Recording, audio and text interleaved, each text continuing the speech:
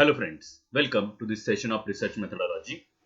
In previous session, we have studied basics of research study design, and in this session, we will go to understand details of study design. Here we will revisit the classification of study designs, and here we will ask some questions, and then based on answers of those questions, we'll classify the study designs into its different classes. The first question, very important question, is did investigator assign exposures? If investigator assign exposures himself, then that study will become experimental study. And when the investigator has no role in assignment of exposure, exposures are there naturally, then that study will become observational study. Okay. And in experimental study, if random allocation is there, then that will be called as randomized control trial. And if randomization is not there, then that will be called as non-randomized trial. Non-randomized trial are not that much reliable. We have discussed that in previous session. In observational study, if exposure is not determined by the researcher, then that study will be observational study. And if in observational study, if group comparison is there, if control group and test groups are there or different groups are there, then that study will become analytical study. If no comparison is there, then that study will become descriptive study. Descriptive study will not show or will not discuss about relationship between two different variables, will not compare those two different variables or two different groups. But in an analytical study, in descriptive study, two groups will not be studied, will not be compared together. But in analytical study, two groups will be compared together and relationship between these two groups will be discussed. And based on direction, based on location of outcome and exposure on the timeline, the direction of study is there. In forward, if study is forward direction, then exposure will take place and later on outcome will be there. If reverse direction study is there, we have the outcome now and we are going to find out the exposure in backward time. Therefore, that will be the reverse direction one. And based on the direction, if exposure is before the outcome, then that will be the cohort study. That is the forward study. Okay, you will select a group of volunteers or experimental or research subjects, and those subjects you will study. You know that exposure is there or exposure is going to be there, and based on that, you will try to find out the outcome. Try to study the outcome after a specific time or defined time. And in case control study, outcome is there. You want to find out that case is there, symptoms are there, disease is there, or a particular response is there. Based on that response, you want to find out what exposure is responsible for that, whether exposure to certain condition is responsible for the particular outcome. Then that will be the case control study. Control group will be there, case group will be there, and both groups will compare. In control group, that exposure will not be there. In case group, exposure will be there. Exposure and outcome at the same time, if that study is there, that will be called as cross-sectional study. It's a study of a population at a particular defined time frame, and at that time frame exposure is there, and based on those exposures you want to find out what outcomes are there in that population. Yeah. These are the basic types of study, and we have discussed about these in previous session also, but we are revisiting it to understand it more. Now we will move to observational designs. And in observational design, first design is the exploratory study. In exploratory study, these are very primitive studies, primary studies. Okay. These are used when the state of knowledge about the phenomenon is poor. These are very small scale studies, are of limited duration. Their aim is to know about the field so that further work can be done. Those are at the beginning of large projects, and their aim is to explore an unknown field, and then that unknown field will be studied further by using other study designs. Exploratory study designs are by nature are very small and are very preliminary. Then descriptive studies are there. These descriptive studies are also known as statistical research because many different statistics are determined in that. Central tendencies like mean, mode, median can be determined, variance can be determined, how the data is uh, spread. Uh, over a particular time or over the particular space, that distribution of data will be studied. Standard deviation will be determined for that data, and therefore these statistics are determined. Therefore, this study is called as statistical research. This study describes data and characteristics about the population or phenomenon being studied are described. However, this study does not answer questions how, when, why the characteristics occurred. Okay? And if this study try to answer how, when, and why these particular statistics took place, then that study will become analytical in nature. Although the data description is factual, accurate, and systematic, it's a factual data description. There is no previous knowledge involved or no analysis of available data is there. That the available data will be described only. Okay, therefore it's factual, it's accurate, and it's very systematic. But this research will not tell you about causation of that particular situation. What is responsible for that cause or what factors are responsible for that particular response will not be described by the descriptive study.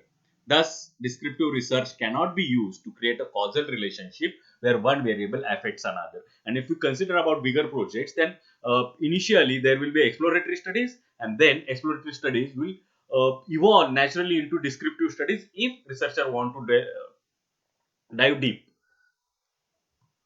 And this is the descriptive study for iris. Iris is a flower, and anderson studied Henderson studied this iris flowers, different species of iris flowers present on a pasture, and that data set he collected. And this is the description of the data. Four variables are there: sepal length, sepal width, petal length, and petal width. And these four variables are distributed across three species: Setosa, versicolor, and virginica. For each species, 50 plants were selected, 50 flowers were selected for measurements of their sepal length, sepal width, petal width. And the minimum sepal length is 4.3. Median of sepal length is 5.8. For sepal width, minimum is 2, that is centimeter, and median is 3 for sepal width. Petal length, 1 is the petal length, and minimum of petal length is 1. Median of petal length is 4.350. Mean are there, maximum is there, first quantile, third quantile. Data description is there. And if you want to know more about this, this is the distribution of petal width for Setosa. This is the distribution of petal width for versicolor. This is the distribution of petal width for virginica. We can determine this distribution for sepal width also, petal length also, and sepal length also. And these are the scatter plots to show relationships, that these are the relationships available. And here also, we descriptive study will not discuss about the causation. It will say that these two are correlated together, but what is the factor responsible for this positive correlation will not be discussed by descriptive study. Okay. Now, we are there to analytical studies. These analytical studies are used to test hypotheses, and as these studies are very rigorous, large amount of analysis is involved, calculations are involved. Therefore, those studies can be smaller, or if many resources are available, much resources are available, this study can be at very large scale also. And examples are case control studies, cross sectional studies are there, cohort studies are there. And here I have shown the flower iris. These are the petals, standard petals, and these are called as falls. These are sepals, and mm, their measurement. And here you can see that sepals are quite larger as compared to petals. And here hypothesis is petal width and sepal width of iris show positive correlation. If petal width is large, then sepal width also be large. If sepal width is large, petal width also be large. And our hypothesis is petal width and sepal width of iris show positive correlation. Now we will analyze the available data, and by analysis of the data, here that petal width and sepal width for Setosa is there, and here much correlation is not there. It's like a horizontal line we can see. And if we go for the versicolor species, in versicolor, petal width and sepal width, these are positively correlated. And if you go for virginica, petal width and sepal width are again positively correlated. Okay. And that hypothesis, we can say that petal width and sepal width of iris show positive correlation at least for two species, and those are versicolor and virginica. And for setosa, we haven't seen, there is not sufficient data to prove that petal width and sepal width have positive correlation or reject this hypothesis that there is positive correlation. And here we can go further. We can apply a regression model to this petal width and sepal width data. And here we have got the estimate for petal width and sepal width. For intercept, positive correlation is there, but for sepal width, that positive correlation is there. That is negative correlation. At sepal width increases, petal width decreases, or as petal width increases, sepal width decreases. That negative correlation is there, and these are the p values. And these p values are showing that this statistics is highly significant. We will not get this statistics by chance. And here r squared values are there, 0.134 r squared value, and adjusted r squared value is 0.12. Therefore 0.128, that is 0.13. And we can say that much slight little bit correlation is there, but we can't say that it is, well, very little bit correlation is there, and p value is also significant. Therefore that correlation is significant, but it is very little bit, and it is negative correlation.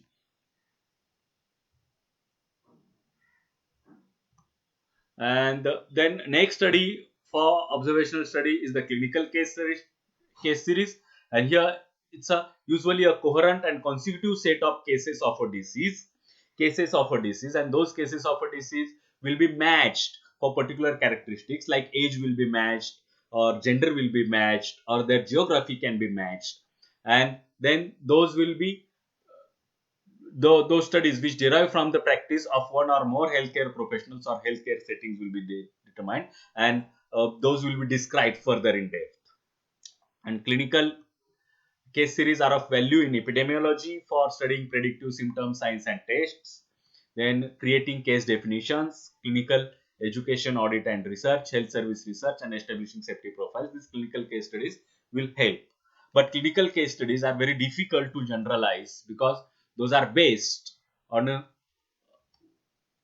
from the practice of one or more healthcare professionals and for or healthcare settings. Therefore, their generalizations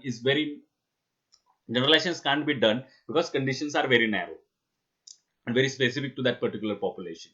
But this can be used as starting point to uh, determine the predictive symptoms, signs, and tests, creating case definitions for education, audit, and research for health services, and for establishing safety profiles. This can be done in case of foods also. We can study foods responsible for infections in from particular area, or foods which are very vulnerable for spoilage from particular area, and that data can be generalized further to the population. But that generalization shall be with great care. Then in clinical case series, what to look for? Here we have to look for the diagnosis. That diagnosis is called as case definition, or for mortality, that is the cause of the death we have to determine. The date when the disease or death occurred, that is the time. The place where the person lived, worked, etc., that is place. The characteristics of a population, that is person. And the opportunity to collect additional data from medical records or the personnel directly, because hospitals or healthcare professionals collect more amount of data from their different forms which are you which are which get they get filled from the patients or patients relatives, and that data can be analyzed to know more about that particular case or to know more about the particular cases from that hospital or healthcare professional. The size and characteristics of population at risk, who, what, why, when, where that population is there, we have to look for.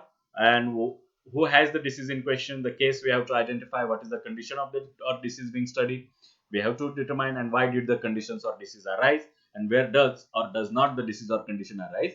And now for other fields also, for zoology also, for botany also, we can use these questions, we can modify these questions to suit our case clinical studies. That brainstorming with your peers or with your mentor will help you to decide on the questions which will be necessary to be captured during the clinical case series. And we can conclude this case control and case reports, that case reports and case series can be well received and have significant influence on subsequent literature and possibly on clinical practice, because these are highly factual. Many are followed by clinical trials, and clinical trials are usually large scale studies to know effect of particular treatment or particular intervention, and often report rare conditions for which trials may not be feasible, and strong publication bias favoring positive results is there. Negative results, publishers don't publish negative results very often. And then we are there to cohort study. A cohort we can define as a very well defined group. Okay, then it's a cohort study is a form of longitudinal observational study that is uh, spread over a particular time period.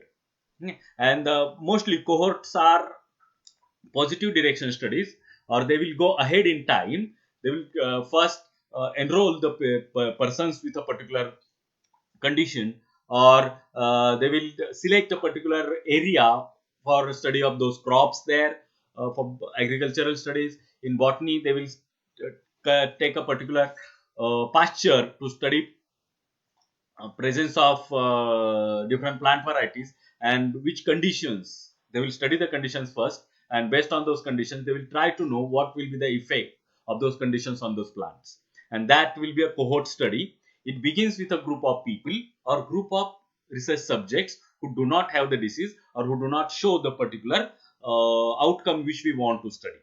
Okay, if we want to study effect of presence of a fertilizer or presence of a particular nutrient in soil, then we'll study plants there, and we'll not select those plants which have the deficiency symptoms of for that nutrient. We'll study the plants which are perfectly normal, and then we will study that in time, and where we will try to differentiate where nutrients are deficient and where nutrients are more, and we'll try to compare growth of those plants there. Then it takes baseline measurements, then follows them over time, and uses correlations to describe different parameters of the selected cohort, and it is used to determine the absolute risk of subject contraction or the development of particular condition. Cohort studies are group studies. It's a very well defined group, and that group can be further classified based on the condition we effect of condition which we want to study. Okay. A cohort is a group of people who share a common characteristic or experience within a defined period, and these are born or exposed to a drug or vaccine or pollutant or undergo a certain medical procedure. And for botany people, for microbiology people, zoology people can define their cohort according to their particular field. Uh, More about cohort. That's a group of people who were born on a day or in a particular period, say 1948, from a birth cohort. Okay. Similarly, number of microorganisms present in a particular area will form a cohort at that particular time. Number of plants available will form the cohort in that particular time. Number of those animals, group of animals present in a particular area will form cohort at that time. The comparison group may be the general population from which the cohort is drawn.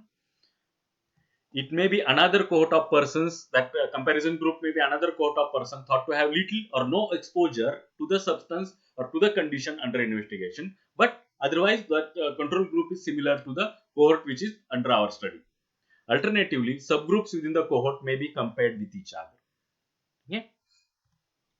Then example, and here this presentation is mostly based on clinical studies because research designs are very well defined for clinical studies, and I have got that material easily.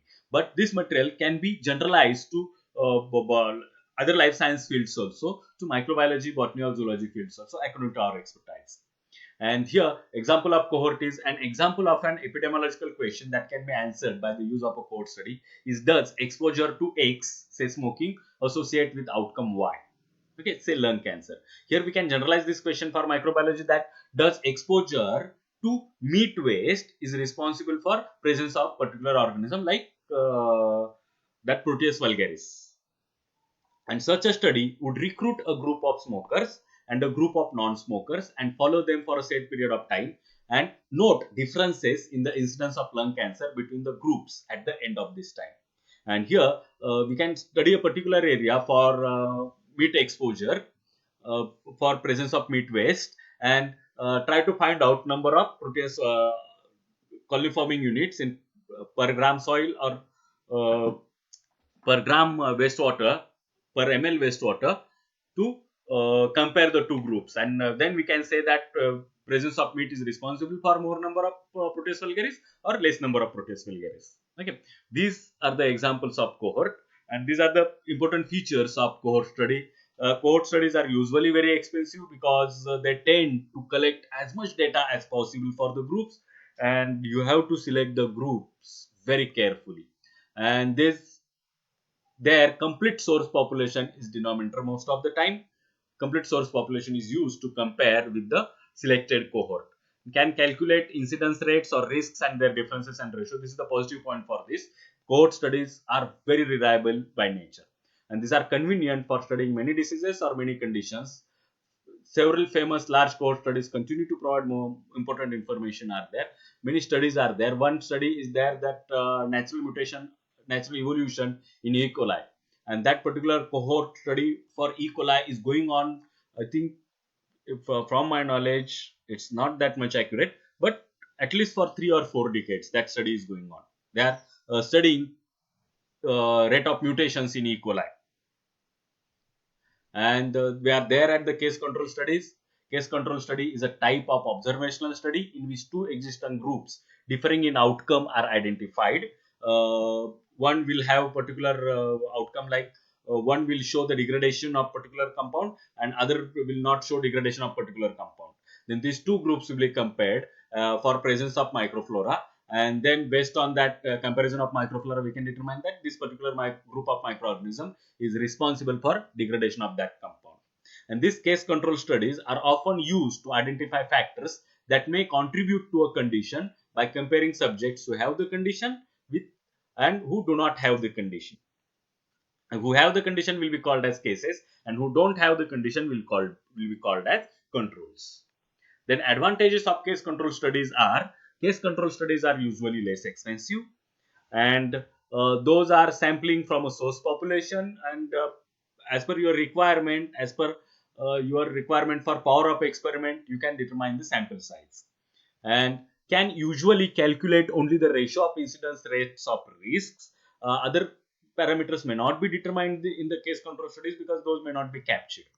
Convenient for studying many exposures because exposure is focused. And another one, observational study, is the cross-sectional study, and it's a descriptive study in which disease and exposure status are measured simultaneously in a given population, or in which condition, particular outcome, and levels of exposure, levels of variables are measured simultaneously in a given population. Okay, and these cross-sectional studies can be thought of as a providing a snapshot of the frequency and characteristics of a phenomenon in a population or environment at a particular point in time or particular time frame. And this type of data can be used to assess prevalence of acute or chronic conditions in a population in that particular time period. And we can compare different cross sections also to know whether the disease incidences is increasing, outcome incidence is increasing, or outcome incidence is decreasing. However, since exposure and disease status are measured at the same point in time, it may not be possible to distinguish whether the exposure preceded or followed the disease, and thus cause and effect relationship are not certain in cross-sectional studies. We can say about association that this variable is associated with this condition, but we can't say that this variable is the cause of the condition observed. Observational studies dominate the literature because they tend to be very factual and do not require much analytical skills and much analytical resources also. And uh, now we are there at the experimental studies, and experimental studies are very common in scientific field, very common. And these are cohort studies where allocation to treatment and control groups is achieved by random process akin to flipping a coin. And always remember that for any experimental studies, randomization, replication, and blocking, these three are very important.